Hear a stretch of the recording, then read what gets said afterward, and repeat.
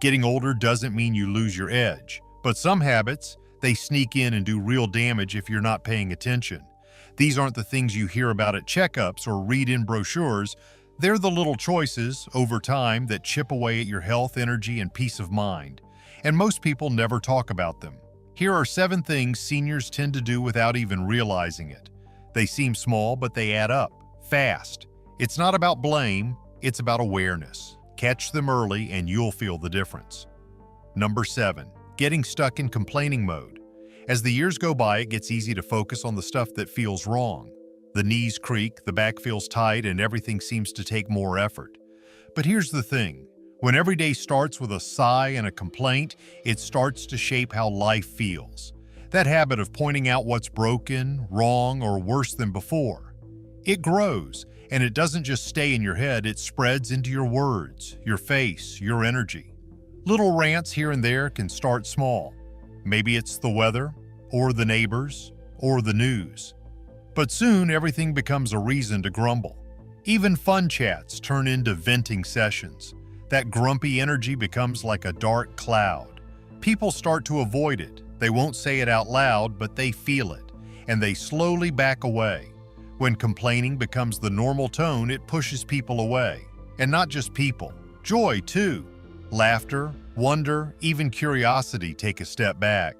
What once was a small habit turns into a wall, one brick at a time. It makes sense to be frustrated. The world changes fast and aging brings real struggles. But there's a huge difference between sharing how you feel and making complaints your personality. One brings connection, the other creates distance. Being too negative can quietly shrink your world. It can chip away at your mood, your friendships, and your overall health. Over time, that pattern doesn't just impact your happiness, it might even affect how long you live. Staying positive isn't about ignoring real problems. It's about choosing not to let those problems define your entire day. Number 6. Letting go of self-care. There's something powerful about putting on a nice shirt, brushing your hair, and feeling good when you pass by a mirror. When you care about how you look, you send a message to yourself. I matter. But when that effort starts to fade, something deeper begins to slip too. Skipping showers, leaving hair undone, and wearing the same old clothes might feel like small things. But they add up. Not caring how you look slowly becomes not caring how you feel, and that can pull your energy down without you even noticing. Looking good isn't about impressing other people. It's about keeping your spirit awake. It's about saying, I still show up for me.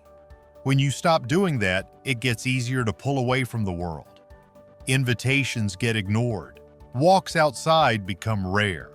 Before long, you're not just skipping makeup or clean clothes, you're skipping life. Studies have shown that keeping up with self-care and appearance is closely tied to longer life and better mood.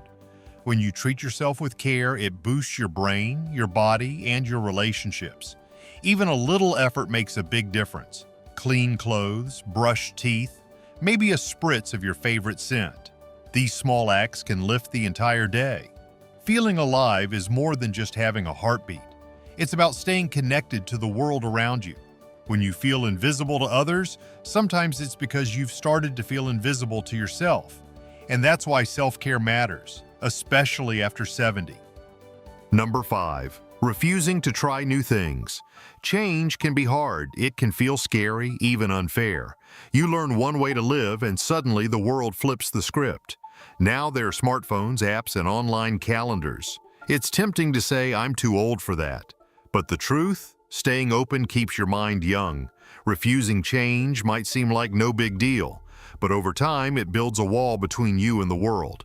People start talking in ways you don't understand. Events are shared in group chats you won't join. Before long, you're left out without even meaning to be. It's not just about tech. It's about food, music, shows, hobbies. When you stop trying new things, your world slowly stops growing. And when your world shrinks, so does your reason to stay curious. And without curiosity, each day can start to feel the same. Learning doesn't stop just because school is over. It's one of the best ways to keep your brain sharp. Reading something new, asking questions, trying a hobby. These things light up your mind and your spirit. And studies say that kind of activity can actually help you live longer. You don't need to master everything, you just need to stay open. Maybe try a new recipe. Take a different route on your walk. Ask someone about their favorite song and really listen. Being flexible keeps life colorful. Saying, "I'll try," instead of "I don't need that," can open doors you didn't know were still waiting for you. The biggest risk in growing older isn't the body getting tired. It's the mind going quiet. Staying stuck, staying grumpy, and giving up on yourself may slowly shorten your life without warning. But the good news is that every new choice counts, even tiny ones. Wear something bright, say something kind, try something different. The future doesn't ask for perfection, it just asks for you to keep showing up. Number 4. Holding on to too much stuff. As people get older, they sometimes hold on to things they really don't need anymore. Old birthday cards, clothes from the 90s, piles of magazines that are yellow from age. At first it doesn't seem like a problem, but slowly the stuff starts to take over. Closets get packed, shelves fill up, tables disappear under random items. And one day, the cozy little house starts to feel more like a tight box where it's hard to move or breathe. The tough part, all that stuff feels important. Each thing has a memory tied to it. Maybe it was a gift. Maybe it reminds someone of a happy time. It feels comforting to keep it. But over time, the pile grows, and instead of comfort, it becomes stressful. It gets hard to clean, hard to find things, hard to relax. Letting go is scary. What if something is needed later? What if it's tossed out and suddenly missed? But most of the time, those fears never come true. The items just sit there, dusty, forgotten, taking up space. And not just in the house, but in the mind. When things pile up, it can start to mess with peace of mind. The home no longer feels like a calm place. It's a mess of memories, tangled together with guilt and fear. Letting go can feel like losing a part of the past. But letting go is also how space is made for the now. Clearing the clutter doesn't mean throwing away everything. It means choosing what really matters, picking what brings joy, and saying goodbye to what doesn't. Slowly, room by room, item by item, until the air feels lighter, the floor becomes easier to walk on, and the heart feels just a little freer. Number 3. Getting mad too fast. As the years go by, little things start to feel bigger. Slow drivers, loud music, long lines at the store, they all get on people's nerves more than before. Sometimes the anger shows up fast. One minute everything feels fine, the next minute someone cuts in line and it's like a fire starts inside. It's not that older folks want to be angry, it just happens. Maybe it's the aches and pains, maybe it's feeling tired all the time, or maybe it's just hard to deal with a world that seems to move too fast and not care enough. But when that frustration spills out, it can hurt people's feelings. Snapping at a stranger, yelling at someone on the phone, or rolling eyes at a waiter who's just trying to help, these things add up. And when it happens often, people start to stay away. Friends call less. Family visits drop because no one wants to be around someone who always seems angry. But the truth is, patience is like a muscle. It needs to be worked out. When something annoying happens, it helps to take a deep breath and pause. Is it really worth getting upset about? Is this moment going to matter next week? Probably not. Choosing to stay calm doesn't mean giving up or being weak. It means being in control. It means not letting the little things ruin the day. A smile, a kind word, or just letting something slide, those tiny choices make a huge difference. They make people want to stay close instead of backing away. Number 2, talking too much and not listening. Talking feels good. Sharing stories, giving advice, remembering the good times. It helps people feel important and wise, but when talking turns into taking over every conversation, there's a problem. Sometimes people don't even notice they're doing it. They start telling a story, and before they know it, 20 minutes have gone by. Meanwhile, the person on the other side is just nodding, waiting for their turn, a turn that might never come. Over time, people start calling less. They visit less, because no one wants to feel like they don't matter. Everyone wants to be heard, to share what's on their heart too. And when one person always controls the talk, it feels lonely on the other side. It's important to stop and check. Am I listening or just waiting for my turn to speak again? Am I asking questions or just giving answers? Real conversations go both ways. They're like a dance, a back and forth that makes both people feel good.